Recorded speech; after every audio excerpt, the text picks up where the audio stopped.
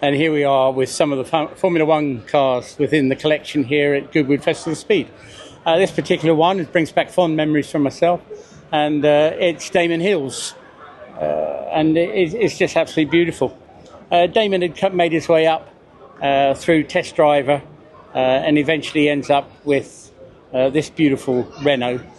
And it was, Williams were right at the front end of race car development at that time. And the engineering within the suspension and the brake systems of this car made it quite unique at the time.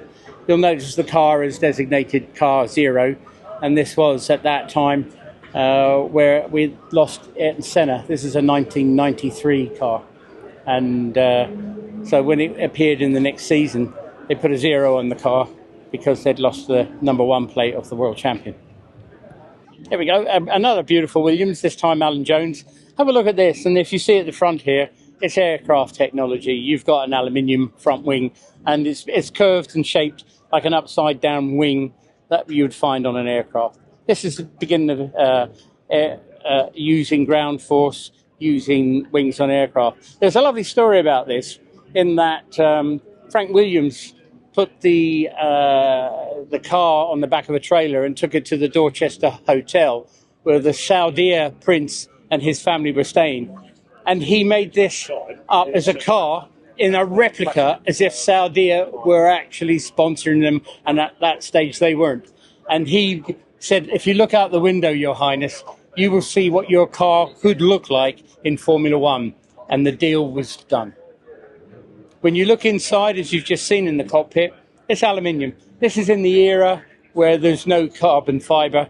You're really going for lightness, and you're going for to make the most of the power to weight ratio.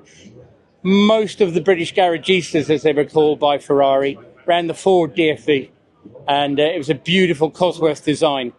However, what made the difference was if you could make your car lighter. Lotus, as we talked about earlier on, having a perfect example of that. They made the car ultralight, and that led to a lot of mechanical failures. Hence the saying at the time, Lotus, loads of trouble, usually serious.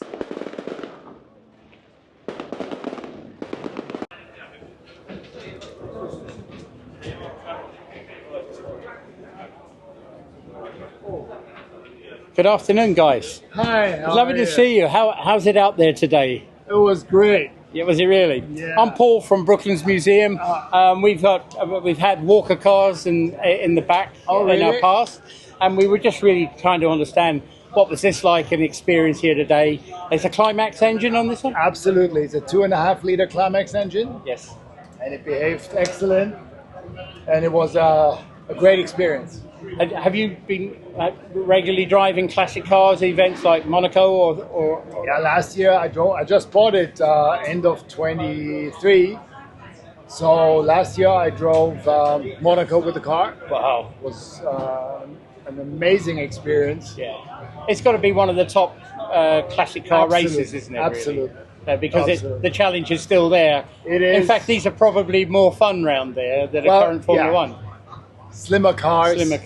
So smaller cars, and much more enjoyable. I would say so. Yes. Yeah. And do you have any other cars that you race or participate in events, or is this like a great focus for you these days? Well, no, usually I'm racing Porsche. Yes. So this is kind of a special thing, racing the Ferguson, especially four-wheel drive cars, because you never get to race four-wheel drive cars on a track. No, this is true. Yeah, this is absolutely true.